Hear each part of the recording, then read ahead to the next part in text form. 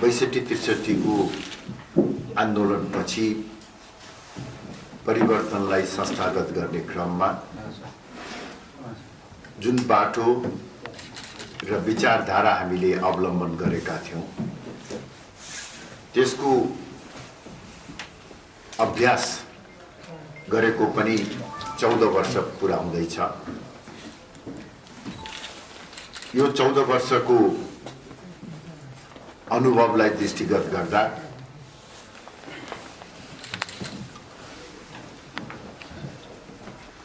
देशमा अहिले पनि जनताले सकारात्मक परिवर्तनको अनुभूति गर्न पाएका छैनन्। नयाँ र समृद्ध नेपाल निर्माण गर्ने लक्ष्य रहेकोमा भ्रष्टाचार, कुशासन, सर्वसत्तावाद र धर्म परिवर्तन देशका प्रमुख चुनौतीका रूपमा देखा परेका छन्।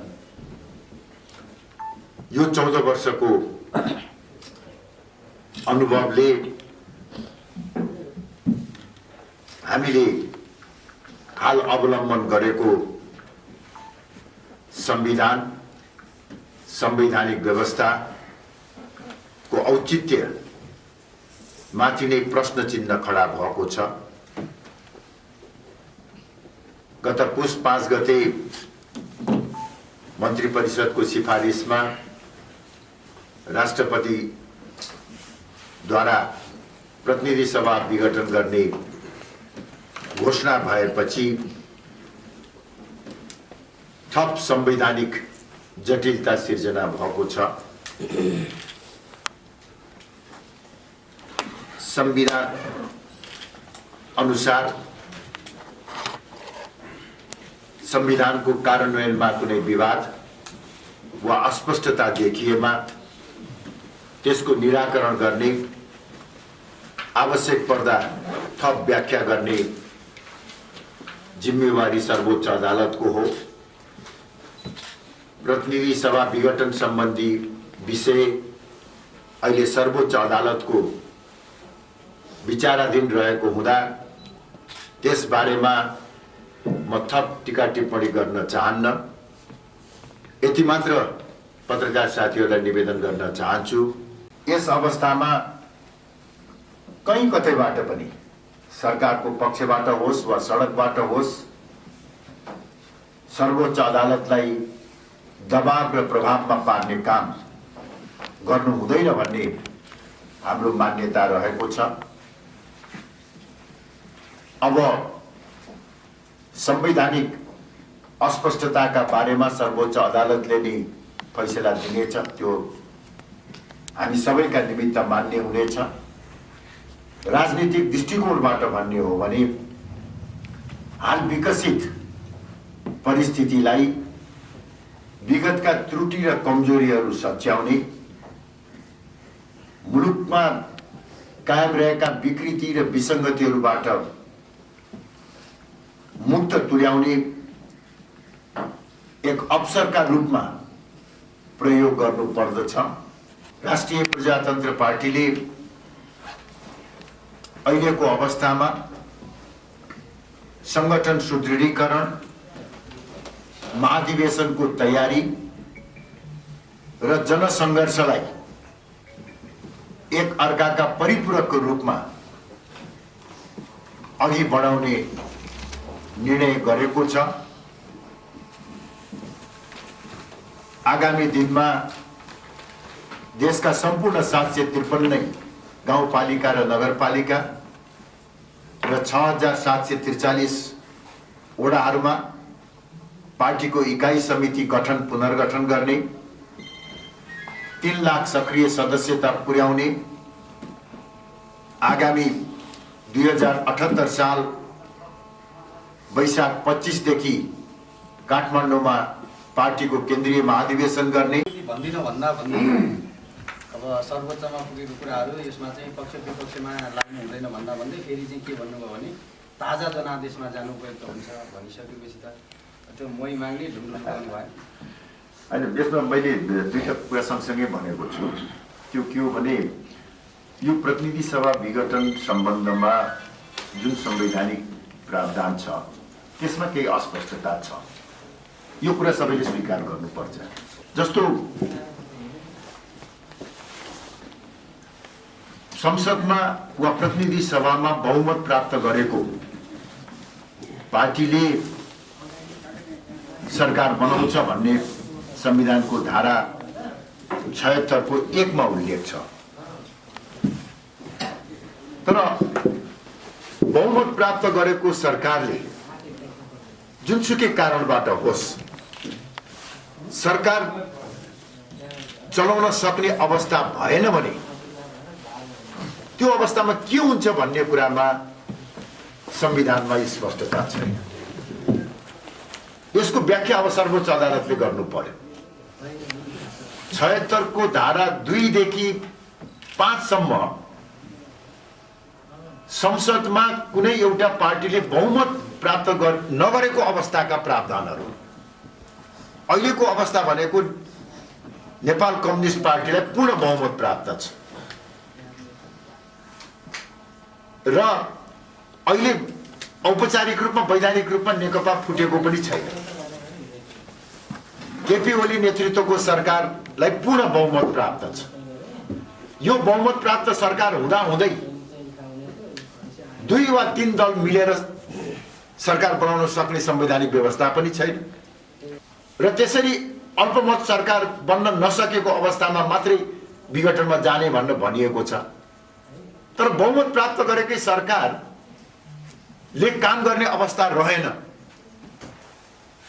भने चाहिँ के हुने भन्ने कुरा संविधानमा स्पष्ट छैन। त्यसकारणले यो व्याख्या अब सर्वोच्च अदालतले गर्नुपर्दछ। त्यो नै सबैको निमित्त मान्य हुन्छ भन्ने मलाई लाग्छ र जहाँसम्म मैले ताजा जनादेशको कुरा गरेँ यो संवैधानिक प्रश्नको जवाब सर्वोच्च अदालतले दिन्छ। सर्वोच्च अदालतले जे फैसला गर्छ त्यो हाम्रो लागि मान्य हुन्छ। तर राजनीतिक दृष्टिकोणबाट मैले सुरुमै निवेदन गरेँ कि अहिलेको व्यवस्था संविधानको औचित्यमाथि नै प्रश्न चिन्ह खडा भएको छ।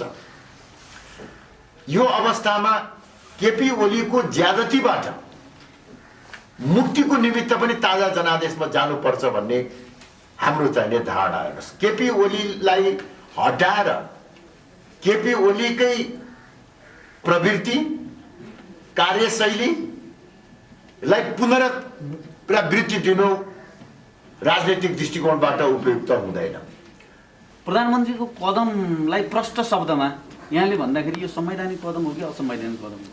अब यो सर्वोच्च अदालतले भन्नुपर्छ। राजनीतिक रूपमा चाहिँ ठिक कि बेठिक तपाईँको राजनीति गर्नेको हिसाबले अदालतलाई मात्रै छोडेर विभिन्न राजनीतिक पार्टीका नेताहरूले चाहिँ आफ्नो धारणा राखिसके, तपाईँले चाहिँ आफ्नो चाहिँ राप्रपाको चाहिँ धारणा के हो? राप्रपाको धारणा प्रष्ट छ। यो पहिलो दृष्टिमा अथवा पहिलो नजरमा भनेर भनिन्छ नि, पहिलो नजरमा यो संविधानको भावना विपरीत छ भन्ने हामीलाई पनि लाग्छ। तर यति भन्दा भन्दै म केही फेरि दोहोऱ्याउन चाहन्छु भने प्रतिनिधि सभा विघटन सम्बन्धी संवैधानिक प्रावधानमा अस्पष्टता छ। खास गरी बहुमतको सरकार भएको अवस्थामा त्यो सरकार चल्न नसक्ने भयो भने के गर्ने भन्ने कुराको जवाब अहिलेको संविधानमा छैन। त्यसकारण त्यो स्पष्टता चाहिँ आवश्यक पर्छ। अब बहुमत प्राप्त भएको प्रधानमन्त्री कायम रहँदा रहँदै अर्को सरकार बन्न सक्दैन। अविश्वासको प्रस्ताव आइसक्यो नि त। संसदीय विघटन गरिसक्नु भएको छ, कहाँ अविश्वासको प्रस्ताव दर्ता त भएको छ। अनि यो प्रधानमन्त्री स्वयंले राजनीतिक कारण भन्नुभएको छ नि, तपाईँले भनिरहँदाखेरि प्रधानमन्त्री स्वयंले अदालतको दिएको चाहिँ प्रष्टीकरण उहाँले राजनीतिक कारण हो भन्नुभएको छ। संवैधानिक कारण त उहाँले आफैले भन्नुभएको छैन नि। मैले भन्नुभएको छ संवैधानिक टेकेको धारा उहाँले राख्नु भएको हो होइन। तर उहाँले दिँदाखेरि भाषण गर्दा पनि उहाँले राजनीतिक कारणले गरेर भन्नुभएको छ, अन्तर्राष्ट्रिय मान्यता भन्नुभएको छ। होइन, त्यो मैले अघि पनि भने नि उहाँसँग पूर्ण बहुमतको प्राप्त संसदको पूर्ण बहुमत उहाँले प्राप्त गर्नुभएको छ। उहाँले विघटनको सिफारिस गर्ने दिनसम्म उहाँ अल्पमतमा हुनुहुन्न र त्यसको साथसाथै के पनि अब मलाई चाहिँ के भने हामीले एकपटक पत्रकार साथीहरूलाई पनि अनुरोध गर्छु त्यो संविधानको धारा 76 को 1 देखि 5 सम्म 6 सम्म हामीले दोहोऱ्याइ तेह्रै पढ्नुपर्छ हेर्नुहोस् त्यहाँ चाहिँ के भने जुन धारा 1 मा प्रष्ट रूपमा प्रतिनिधि सभामा बहुमत प्राप्त भएको दलको नेताको अध्यक्षतामा प्रधानमन्त्री परिषद गठन हुनेछ भनेर लेख्यो। त्यसपछि 2 देखि तपाईको 5 सम्मका दफामा चाहिँ कुनै एउटा दलले बहुमत प्राप्त नगरेको अवस्थामा मात्रै हो त्यो। कुनै एउटा दलले बहुमत प्राप्त नगरेको अवस्थामा 2 वा 3 दल मिलेर पनि बन्न सक्ने हो। त्यसले संसदको विश्वास प्राप्त गर्न सकेन भने त्यो विघटनमा जान सक्ने पनि भयो। तर बहुमत प्राप्त भएको दलको नेताले प्रधानमन्त्रीले राजनीतिक कारणबाटै होला यो सरकार अब चल्न सक्दैन भनेपछि के गर्ने भन्ने कुरा संविधानमा प्रष्ट छैन के। उहाँले चाहिँ नि एकछिनलाई मानौँ एकछिन अहिले भोलि अब यो त फेरि कस्तो छ भने त्यो प्रतिनिधि सभामा निर्वाचन भएको 30 दिनभित्रको व्यवस्था हो ती। प्रतिनिधि सभाको निर्वाचन भएको 30 दिनभित्रमा अहिले पार्टी फुटेर फेरि त्यस्तो गर्न पाइन्छ कि पाइँदैन भन्ने पनि तपाईको चाहिँ संविधानमा चाहिँ स्पष्ट छैन। मेरो यति मात्र मान्यता के हो भने सर्वोच्च अदालतलाई नैतिक वा अन्य दृष्टिकोणबाट दबाब दिने काम चाहिँ कसैले पनि गर्नु हुँदैन। चाहे सरकारले होस् चाहे सडकबाट होस् चाहे अरू कुनै व्यक्तिहरू हुन् त्यसलाई नैतिक दबाब दिने काम गर्नु हुँदैन। अब पूर्व प्रधान न्यायाधीशहरूको वक्तव्यले नैतिक दबाब पुगेन भन्ने कुरा चाहिँ नि पत्रकार साथीहरूले जज गर्ने कुरा हो। मैले आफ्नो सब्जेक्टिभ रूपमा मैले भन्ने कुरा प्रधानमन्त्रीले चाहिँ संसद पुनर्स्थापना हुनै सक्दैन भनेर चाहिँ दैनिक रूपमा बोलिरहनु भएको छ। यसलाई कसरी लिनु भएको छ? अब उहाँ जसले होइन जसले तपाईँको प्रतिनिधि सभा पुनर्गठन के अरे विघटन गरेको छ त्यसले यो चाहिँ पुनर्स्थापना हुन्छ भनेर भन्छ त? त्यो हुने उहाँले त आफ्नो डिफेन्ड गर्न पाउनुहुन्छ। उहाँ त एउटा पक्ष हो। एउटा पक्ष भएको हुनाले उहाँले अदालतमा पनि डिफेन्ड गर्न पाउनुहुन्छ बाहिर पनि भन्न पाउनुहुन्छ। मैले यो कारणले गर्दा अहिलेको नेकपा सडकमा भएको विपक्ष भएको पक्षले पाउने विपक्षले नपाउने त हुँदैन होला। त्यो पनि पक्ष नै हो। नेकपा अहिले औपचारिक रूपमा फुटेकै छैन। अब नेकपा अहिले फुटेकै छैन त्यस कारणले गर्दाखेरि त्यसले अब त्यो नफुटेको चाहिँ पार्टीको बारेमा हामीले चर्चा गर्ने कुरै छैन। एसडी मुनि भनेको भारतमा करिब 10-15 लाख भन्दा बढी प्राध्यापकहरू छन्। त्यसमध्येको एउटा प्राध्यापक हो। नेपालको बारेमा अलिक बढी लेख्छन् त्यो बेग्लै कुरा हो। तर एउटा प्राध्यापकले के भन्यो भन्ने कुरालाई हामीले यति महत्त्व दिन्छौँ त्यो मलाई लाग्छ हीन मानसिकताबाट हामी मुक्त हुनुपर्छ। एसडी मुनिले बोल्ने बित्तिकै भारत सरकारले बोल्यो भन्ने हामीले ठान्नु पनि हुँदैन। त्यसकारणले एसडी मुनिको टीका टिप्पणीलाई मलाई लाग्छ हामीले महत्त्व दिन आवश्यक छैन। जहाँसम्म तपाईँको के अरे अब राजाले नेतृत्व लिएर आउने कि राप्रपाले गर्ने भन्ने कुरा छ। हेर्नुहोस् अब राजालाई हामीले राजनीतिभन्दा माथि चुनावी राजनीतिभन्दा माथिको एउटा साझा संस्थाको रूपमा हेरेका छौँ। त्यसकारणले राजाले प्रत्यक्ष राजनीतिमा आउने कुरा पार्टीको राज संस्था सम्बन्धी अवधारणासँग मेल खाँदैन।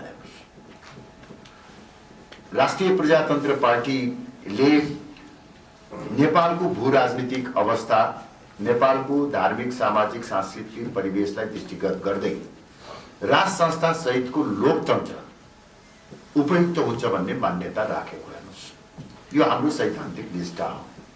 जसरी तत्कालीन नेपाली काङ्ग्रेस र खास गरी नेपाली काङ्ग्रेसका संस्थापक नेता बीपी कोइरालाले एउटा विशिष्ट परिस्थितिमा जब नेपालको राष्ट्रियता राष्ट्रिय अस्तित्व र स्वतन्त्रतामाथि खतरा देख्नुभयो राष्ट्रियता र प्रजातन्त्र राजा र जनताको बीचमा एकता नभइकन नेपालको स्वतन्त्र अस्तित्व कायम रहँदैन भन्ने मान्यता राख्नु भएको थियो। त्यही मान्यतालाई हामीले निरन्तरता दिएको हेर्नुहोस्। नेपालको जुन किसिमको भू राजनीतिक अवस्था छ यो भू राजनीतिक अवस्थालाई दृष्टिगत गर्दै हामीले राष्ट्रियताको बारेमा 24 घण्टा सतर्क रहनुपर्ने हाम्रो भू राजनीतिक बाध्यता हो। हेर्नुहोस्, यो भू राजनीतिक बाध्यतालाई दृष्टिगत गर्दै राष्ट्रियता र प्रजातन्त्र, राज संस्था र जनताको बीचमा एकता हुनु उपयुक्त हुन्छ। त्यो नै नेपालको राष्ट्रिय सुरक्षा, एकता र अस्तित्वको ग्यारेन्टी हो भन्ने लागेको हुनाले हामीले यो विचार लिएर हिँडिराखेका छौँ। यो हाम्रो सैद्धान्तिक निष्ठा हो। अब जुन दिन जनतालाई हामीले यो कुरामा विश्वास दिलाउन सक्दछौँ, त्यो मान्यता स्थापित होला। अब हामी निरन्तर रूपमा यसरी नै अगाडि बढ्छौँ। यो प्रतिनिधि सभा विघटन सम्बन्धी निर्णयबाट संविधानको कु भयो, तानाशाही जन्मियो, सर्वसत्ता हावी भयो, सत्तावाद हावी भयो। तपाईले भने जस्तै अब यो दुर्घटनातर्फ जान्छ भन्ने अनेक किसिमका जुन आकलन र आशंकाहरू गरिएको छ, यो मूलतः हिजोका गणतन्त्रवादीहरू, गणतन्त्रका संवाहकहरू के मुखबाट निस्किरहेका आवाजहरू हुँदै हेर्नुहोस्। चाहे प्रचण्ड भन्नुहोस्, चाहे बाबुराम भट्टराई, चाहे माधव कुमार नेपाल भन्नुहोस्, उहाँहरूले नै यो कुरा भनिराख्नु भएको छ। बढी मेरो त एउटै मात्र प्रश्न चाहिँ हेर्नुहोस्, हामी त हिजो पनि यो गणतन्त्र धर्मनिरपेक्षता संहिता ठिक छैन भनेर हिँडेको पार्टी हो। हेर्नुहोस्, मेरो उहाँहरूसँग यति मात्र प्रश्न छ, तपाईँहरूले हिजो आम नेपाली जनतालाई साँची राखेर नेपालमा लोकतन्त्रको बीजारोपण गर्नुभएको थियो, लोकतन्त्रको बिउ रोप्नु भएको थियो। अहिले 14 वर्षपछि आएर त्यो लोकतन्त्रको बिउबाट सर्वसत्तावाद कसरी जन्मियो, अधिनायकवाद कसरी जन्मियो, तानाशाही कसरी जन्मियो, यो प्रश्नको जवाब उहाँहरूले नै दिनुपर्छ। हाम्रो त प्रश्न धारणा छ, गलत बिउ रोपेपछि त्यसको परिणाम पनि त्यही हुन्छ। धतुरोको हामी त के भन्छ, यो संविधानको विपक्षमा भोट हाल्ने एउटै मात्र पार्टी राप्रपा हेर्नुहोस्। तर पनि हामीले 2/3 भन्दा बढी बहुमतबाट संविधान पारित भएपछि त्यसको विपक्षमा भोट हालेको भए पनि प्रजातान्त्रिक मूल्य र मान्यतालाई आत्मसात गर्दै जब खेलमा खेलको नियमलाई मानेर सहभागी भइसकेपछि त्यसको परिणामलाई स्वीकार गर्नुपर्छ भन्ने मान्यताको आधारमा हामीले संविधानलाई आलोचनात्मक समर्थन गर्यौं। अब अहिले संविधानका मुख्य निर्माताहरू गणतन्त्र, धर्मनिरपेक्षता र संघीयताका प्रबल पक्षधरहरू नै यो संविधानको हत्यामा सहभागी हुन्छन् भने हामीले त राम भन्दा बढी के भन्न सक्छौं भन्नुहोस् त? त्यो भन्दा बढी हामीले भन्न सक्ने के हुन्छ? यो त उहाँहरूले त्यो काम, यसको संविधानको हत्या गर्ने काम यसका विपक्षीहरूले गरेको होइन, हामीले गरेको होइन।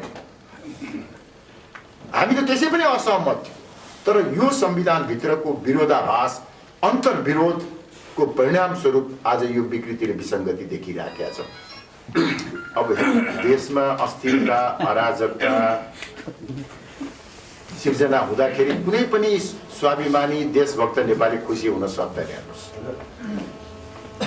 देश अर्थमा देशमा चाहिँ यो अन्यल अनिश्चितता रहेकोमा हामी पनि खुसी छैनौँ, खुसी हुने कुरै आउँदैन। अब यो अन्यल अनिश्चितता र अराजकता चाहिँ को धरातलमा हाम्रो मान्यता स्थापित हुने भन्ने पनि त होइन नि। फेरि सर्वोच्च अदालतले प्रतिनिधि सभा विघटनको निर्णयलाई सदर गर्यो भने वैशाखमा चुनाव हुन्छ भन्ने कुरामा म विश्वस्त छु। अब अरूले चाहिँ नि राजा आऊ देश बचाऊ भनेर चाहिँ हिँडेपछि अनि तपाईँ चाहिँ फेरि निस्किनु भयो। अब योभन्दा तपाईँको चाहिँ हाँसो उठ्दो प्रश्न के हुन्छ? अरू सबै कोही नभएको बेलामा राजाको आवश्यकता छ भनेर उठाउने व्यक्ति हामी नै हौ। पार्टी राप्रपा, यो तत्कालीन राप्रपा नेपाल हो। त्यस कारणले गर्दाखेरि अब अरूले उठाउँदाखेरि त हामीलाई खुसी लाग्छ।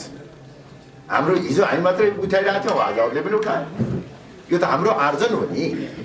हामीले सिर्जना गरेको परिस्थितिको कारणले गर्दाखेरि त्यो कुरा बोल्नको निमित्त अरू पनि तयार भए।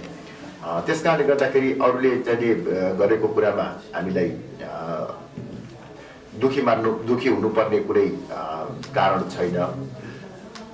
अब जहाँसम्म तपाईँले अन्तिममा के एउटा सुन्नुभयो राजासँगको जहाँसम्म हामीहरूको चाहिँ एउटा सैद्धान्तिक निष्ठाको सम्बन्ध हो राजाले यो पार्टी चाहिँ राजावादी पार्टी खोला भनेर यो पार्टी खोल्या होइन नि जसरी तपाईँको नेपाली काङ्ग्रेसको आफ्नो स्थापना हुँदा 2003 सालमा राजाको वैधानिक नेतृत्वमा प्रजातान्त्रिक पद्धतिबाट देशको विकास गर्ने भनेर 3 सालमा त्यो पार्टी खोलेको थियो राजाले खोला भनेर खोलेको त होइन नि अब पछि उहाँले छोड्नुभयो त्यसको उहाँहरूको कारण होला हामीले पनि त्यसै गरी संवैधानिक राज संस्थाको आधारमा चाहिँ देशको विकास गर्नु भनेर भनेको हुनाले राजाले भनेर गरेर भन्ने कुरो चाहिँ नि त्यसमा त्यो कुनै चाहिँ छैन हेर्नुहोस् र अब जहाँसम्म राप्रपाको प्रश्न छ मैले अघि भने यो हाम्रो सैद्धान्तिक निष्ठा हो यसलाई हामी निरन्तर रूपमा चाहिँ अगाडि बढाइराखेका छौँ र भोलिको दिनमा पनि अगाडि बढाउँछौँ